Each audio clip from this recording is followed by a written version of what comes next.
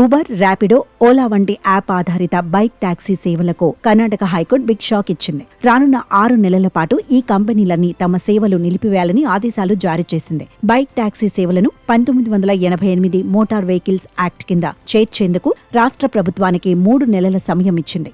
ఇంతకీ హైకోర్టు 6 నెలలు ఎందుకు బ్యాన్ చేసిందంటే అనేక కారణాలున్నాయి. రైడ్ హెయిలింగ్ సేవల ఆపరేటర్లు మోటార్ వాహనాల చట్టాన్ని ఉల్లంఘించారని వ్యాఖ్యానించింది కర్ణాటక హైకోర్టు. కొందరు బైక్ టాక్సీ డ్రైవర్లు మహిళలతో అసభ్యంగా ప్రవర్తించారంటూ ఎన్నో ఫిర్యాదులు వచ్చాయని తెలిపింది. అందుకే ఇలాంటి నిర్ణయం తీసుకోవాల్సి వచ్చిందని పేర్కొంది.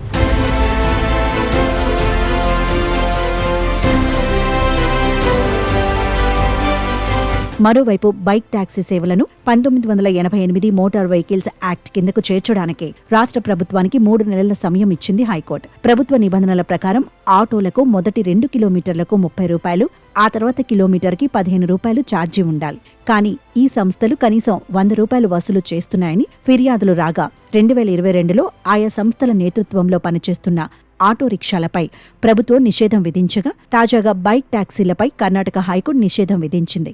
మోటార్ వాహన చట్టం 1988లోని సెక్షన్ 93ని అనుసరించి కొత్త నిబంధనలను రాష్ట్ర ప్రభుత్వం ఏర్పాటు చేసే వరకు ఈ నిషేధం అమలులో ఉంటుంది. అప్పటి వరకు ఓలా, ఊబర్, ర్యాపిడో బైక్ సర్వీసులు రోడ్డుపై తిరగడానికి వీలులేదు.